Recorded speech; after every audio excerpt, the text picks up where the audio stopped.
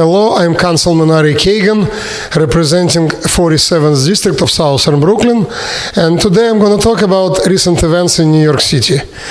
First of all, as council member, I recently participated in a very important meeting hosted by my colleague, Councilwoman Joanne Ariola from Queens. It was about prevention of fires. She is the chairwoman of Fire Prevention Committee, and she invited all council members, Republicans and Democrats, to meet representatives of fire department. We talked about fire safety.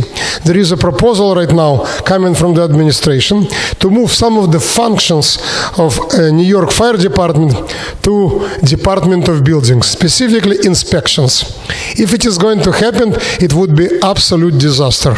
I understand that city wants to save money on these inspections. I understand that fire department inspections are usually much more expensive than Department of Building inspections. But you know what? We will save money here, but then we will lose lives because it will be much more fires. Why?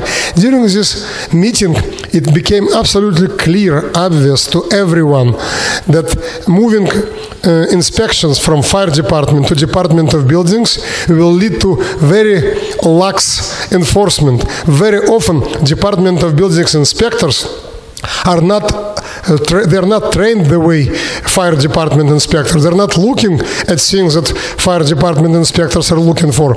Also, there is a term self-certification, meaning management can say, listen, this is okay, this is fine, we are confident everything is fine, this is the picture, this is the video, this is the documentation, and then they're sending this to Department of Buildings. It's a self-certification. We watched a horrifying video of one manager who basically put a fake door inside his apartment, inside his building, made a video and did self-certification, and then inspector from fire department came and noticed that this is all fake. It's just like fraud. So if it would not be these good inspectors, can you imagine what's going to happen later on? We already have too many fires, tragic fires in our city. And our city is growing. We have almost 9 million people, a lot of old buildings, a lot of tall buildings. If this important issue, fire inspections, would be moved from fire department, it will be many more tragedies. We cannot afford this. And the meeting I was talking about, hosted by Councilwoman Joanne Ariola from Queens, was extremely important. It will be public hearing about this topic, and I already realize I would be strongly against changing the current procedure. It should be done only by inspectors of the fire department to make sure that we are safe. We cannot afford, it's not a joke, it's a very serious stuff. Again, we have so many buildings, and fire safety and public safety are very, very important. Also important to note that in this meeting, there were Republicans and Democrats, council members from both parties, because when it is a fire, nobody asking, what is your party affiliation? Either you're safe or you're not safe. And we cannot afford to have so many tragedies all over the places in New York City. That's one important topic to talk about. Second, also related to buildings. I already mentioned previously about upcoming problem with Local Law 97 that was approved in 2019 by previous City Council. I was not in City Council in 2019. I did not vote for this legislation.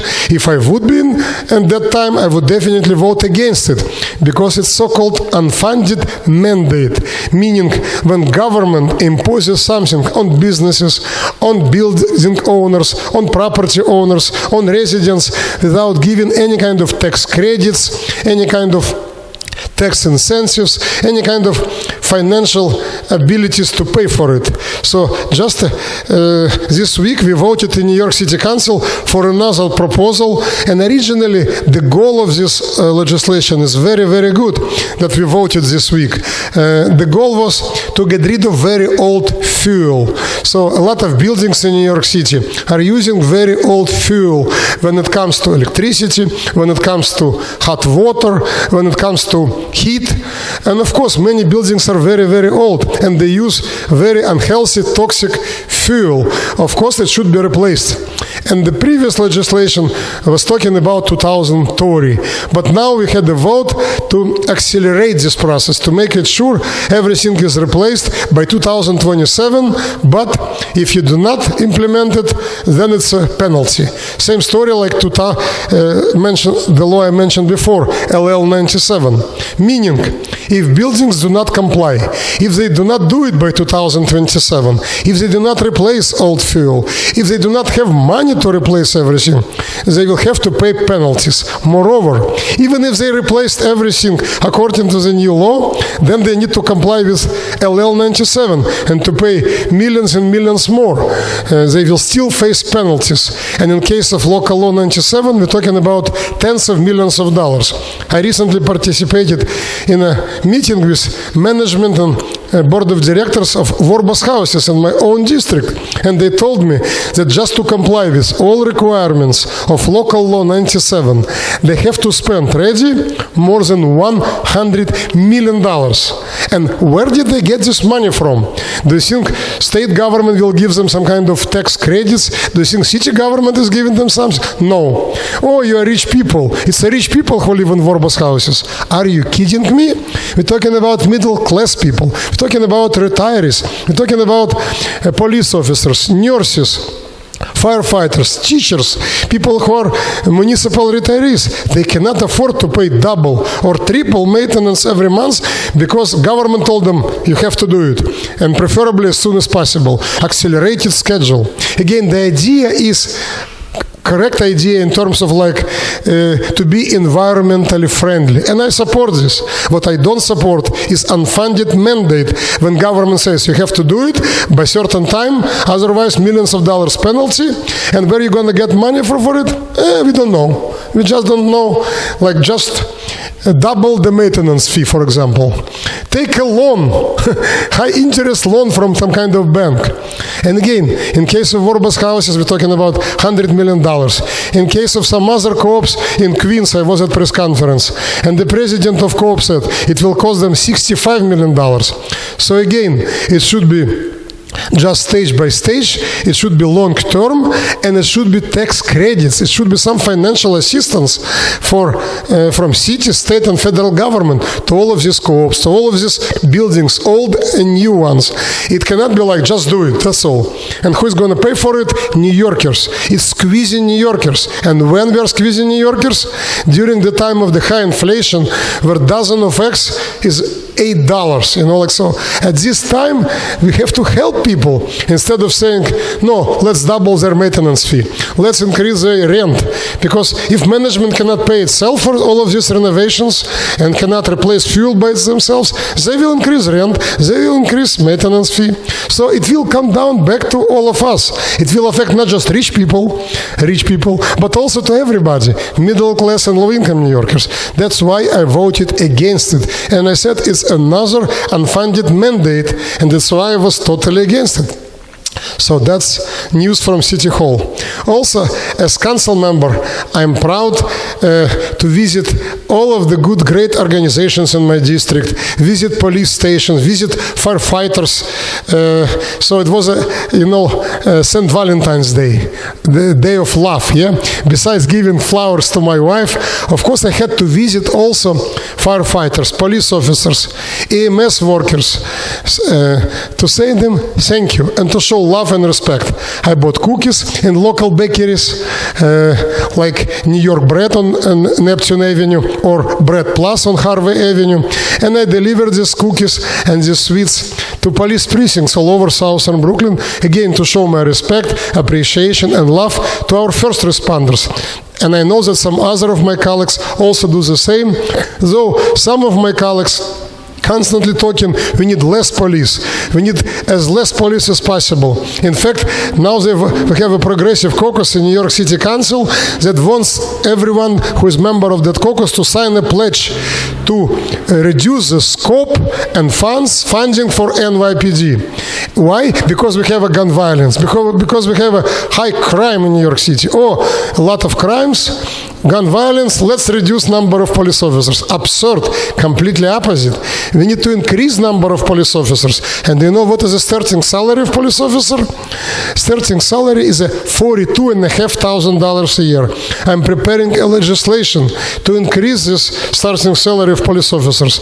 Talking about school safety, do you know that today usually one school safety officer for every school? One for one school. Imagine, I recently talked to a principal and he told me 1,200 students in his school, one school safety officer. If this, usually it's women of color, by the way. So she wanted to go to the bathroom. She cannot leave like unattended. So she called principal, she called the office, and they sent school aide. While school safety officer was in the bathroom and school aide replaced her while she was in the bathroom. It was some disturbance in the school. It was some fight between two groups of students. So how school aide could do anything? She is not trained to do so. So that would be my next legislation, to make sure that every school has at least 2 school safety officers, not 1. And do you know why we have issue with school safety officers? Because the starting salary of school safety officer is $35,000 a year. Who wants to work as a school safety officer if it's a very responsible, important, and sometimes dangerous job? With, by the way, they are unarmed, as you know. They don't have gun or anything like this. And $35,000 a year, one school safety officer for 1,000 students, give me a break. That's why we have problem recruiting this school safety officer. So I would like to change it as a council member. And finally, I always say you cannot just do law enforcement and to prevent crime. No, no, no. To prevent crime, you need to do it twofold. To support law enforcement and also to support our youth programs, after-school programs, any programs that make sure that our youth are doing the productive things like sports, computers, arts, music, dances. So as council member, I give funding from New York City Council, from taxpayers, from city budget to help all of these youth programs. And in particular, one of the programs, I just visited them this week, very effective program. It's called Center for Employment Opportunities. I like even the name, Center for Employment Opportunities. They're targeting young folks, primarily from minority communities, age 18 to 25, who are on parole, at-risk youth, and also on probation. So most of these folks already had some problem with the law already, whether they were arrested sometimes for maybe for minor violations, for misdemeanors, and so on, or like they're at risk of getting into trouble, breaking the law. So again, the Center for Employment Opportunities, working with them, training them, giving them jobs. Usually it's manual jobs, $15 per hour minimum wage, but it's still very good in my opinion. What I saw, I like it. It was at Marlboro houses, and they did basically, they helped night shift workers to clean up, maintenance work over there in Marlboro houses. Yes, it's a low-level job. Yes, it's just $15 per hour, but when I talked to them, they were very, very happy. First of all, it's money. Money is money, even $15 per hour. Second of all, they're coming on time, they're signing timesheets, they're learning work discipline. They are under supervision. And if they're working like this for 3 months, no violations, no skipping, no cutting corners, and doing everything right, they can get full-time job at NYCHA, at Parks Department, and some other places. So it's opening some doors. It's a way out of troubles. So I believe it's a good organization. So I gave them funding from my discretionary funding, allocated, secured funding from New York City Council. Again, it's taxpayers' money, but in this case, in my opinion, I am spending this money wisely, helping these young people to be productive members of American society. I believe that's the right approach. And of course, I'm a big supporter. I'm going today to celebrate Black History Month with Coney Island Sharks, another amazing organization in Coney Island that I strongly support. 150 kids of all ages, American football, also volunteering for the community, also also they have girls over there, Sharkettes, Coney Island Sharkettes. It's basically dancing, cheerleaders, but even more important, these boys and girls in this program, Coney Island Sharks, they're doing community service, they're volunteering at various events in the community. So I'm very proud to be their supporter and to give them funding, again, from New York City Council. So thank you so much for your attention. Wish you only good luck, good health. Councilman Ari Kagan.